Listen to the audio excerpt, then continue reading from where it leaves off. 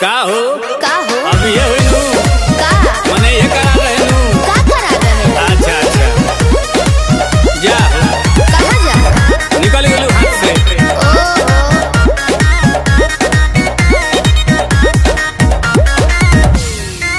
कि सभे पावे तोर फंड सरकारी रे बोलू कहिया हमारे आई बारी रे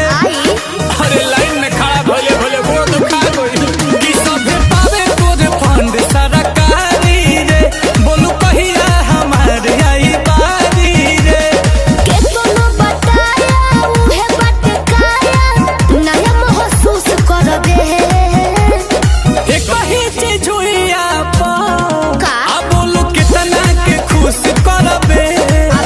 और के कह के कर मन रखबे बोलू के मायूस करबे आज सबके ठेका ले लेबनी का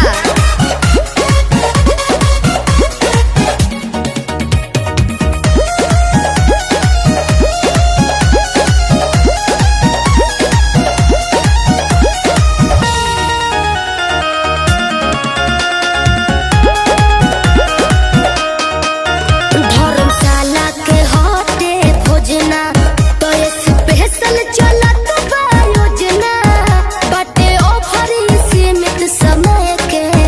मौका मिलेला ओइसन रोजना अरे तक हम पास रही पानी पी लो हम कहिए से लाइन में बानी तोरी योजना के लाभ कब मिली बोलू कहिया हमारी हित भरी कब भर पेट खा के जुड़ाईब कहतन सोच रे होई जइबे गच जब हाथ से पूछ करबे ए कही चीज हुइया पा बोलू कितना के खुश करबे हर के कह के कर मन रखबे बोलू के मायूस करबे जेकर नसीब खराब हुई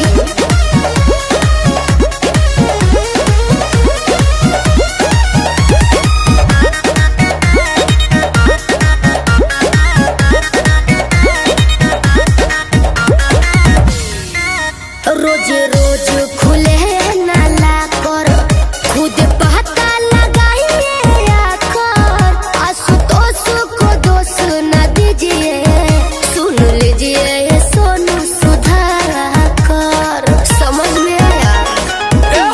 बोलो ना चलो करते हैं बात पे अमल आते जाते रहेंगे नीलकमल ठीक है कि पाइब तबे हम जाइब रहब दाती लगा के जमल देखो भबीर जुबानी में बसिर जब माल पर टूस करबे